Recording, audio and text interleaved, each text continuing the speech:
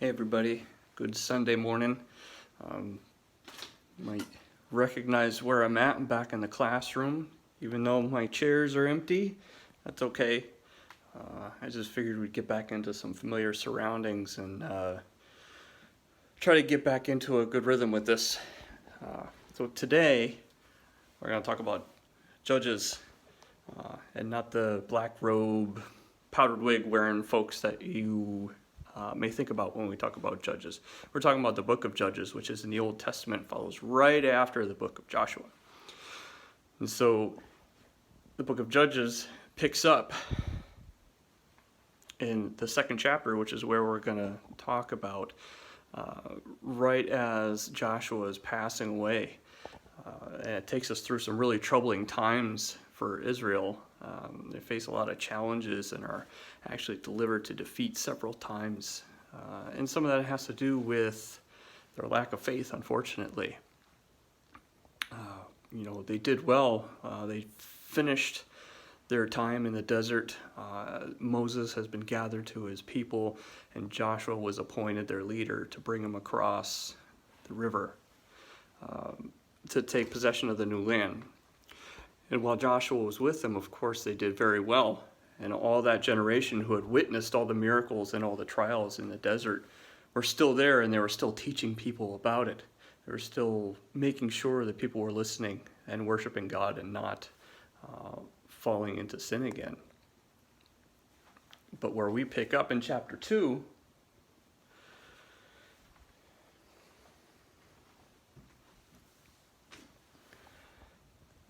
verses 6 and 7, after Joshua had dismissed the Israelites, they went to take possession of the land, each to their own inheritance. The people served the Lord throughout the lifetime of Joshua and of the elders who outlived him and who had seen all the great things the Lord had done for Israel.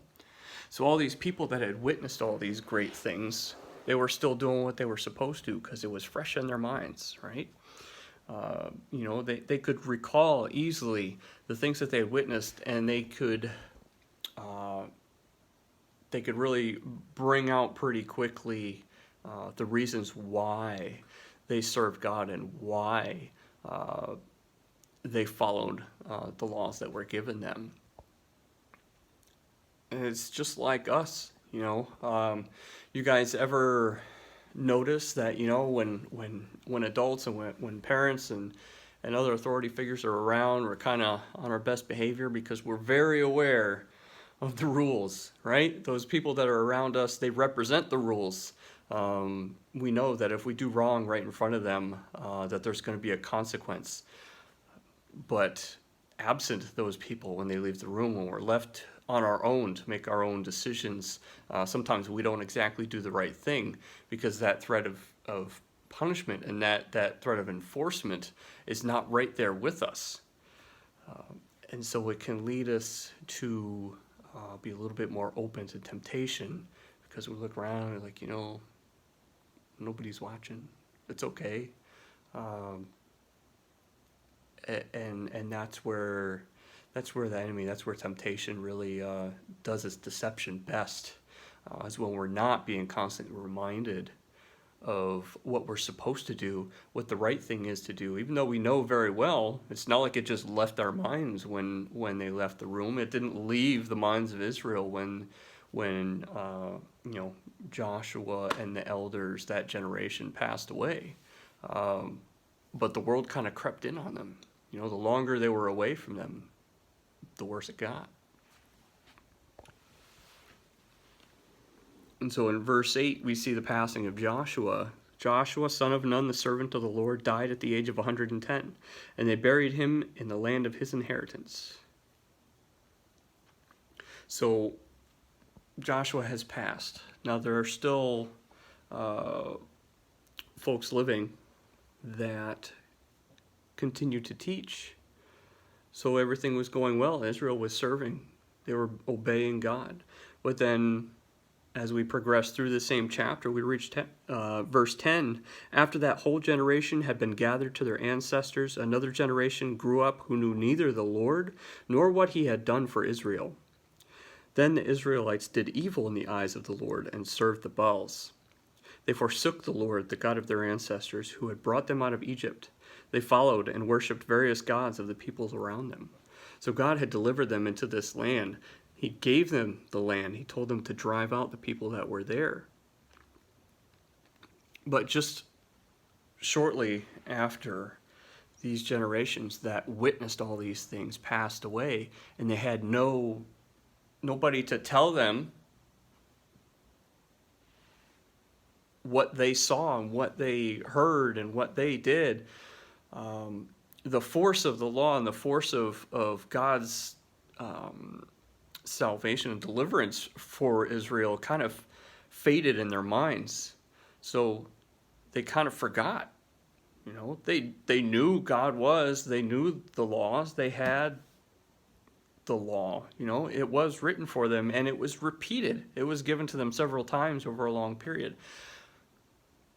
But it was just heard by these people. It wasn't seen. So they only have one reference. And that's hard. For all of us, even now, we try really hard to do the right thing. We want to do the right thing. And the longer we go without being reminded of what we're supposed to do and why we're supposed to do it that way, the easier it is for temptation to creep in and for that lying voice to whisper into our ears and said, you know what, it's okay.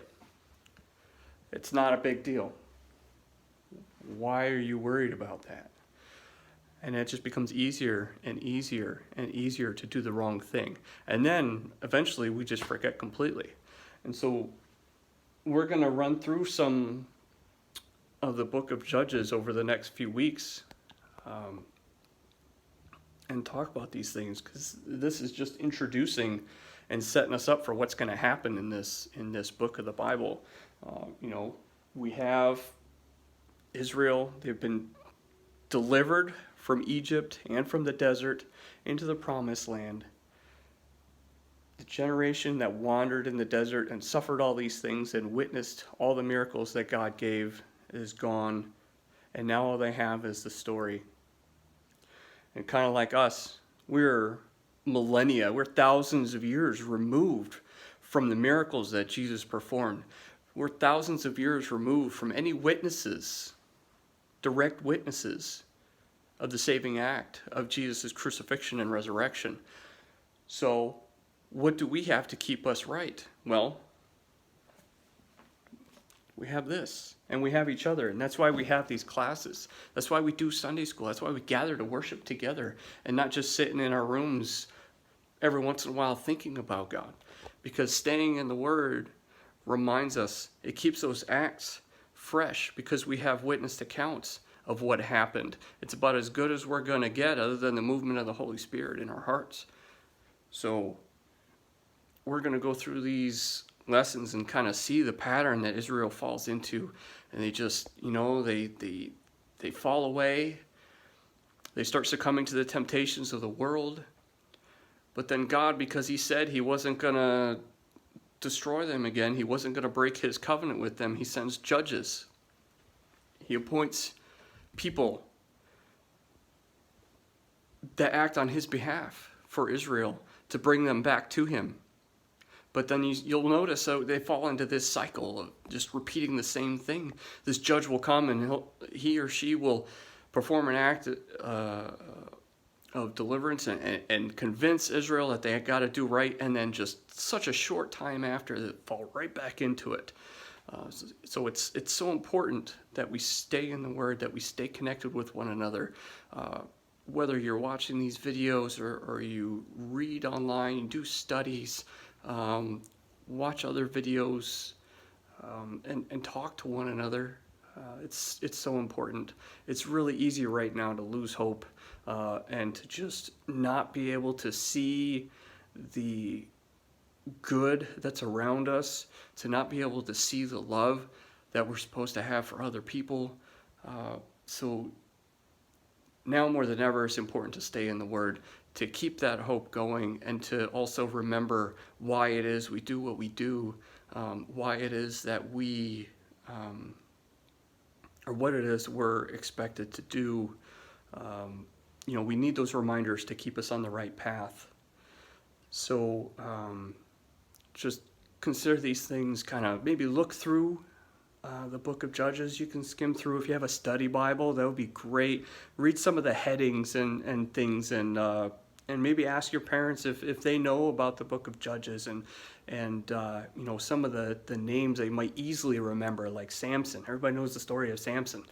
But there are many others. We'll talk about a few of these. We won't go into deep detail about all of them, but we just wanted to show the pattern and talk about some of the things that these folks did when they were empowered by God,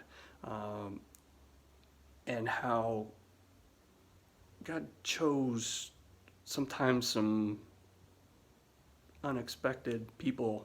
He chose imperfect people. And not all of them went and did the right things, but they accomplished the goal of God. So we'll run through those, and I really look forward to this. I wish we could get together and discuss it, because learning and sharing is so much more important, and I just miss you guys. But look forward to running through this. And please, if you want to email or send messages, just reach out to Pastor. Get on the Facebook page and send a message over. I would love to engage in conversation however we can. This stuff is so important, like I said, in a time like this where we're separated, we're uncertain, it's hard to be hopeful, but there is hope always. And there's hope in Jesus Christ, and He will see us through this, and the end result is going to be His will, not what we think it's supposed to be. So I'll continue to pray for you guys, pray for each other, and we'll see you soon, okay? Bye-bye.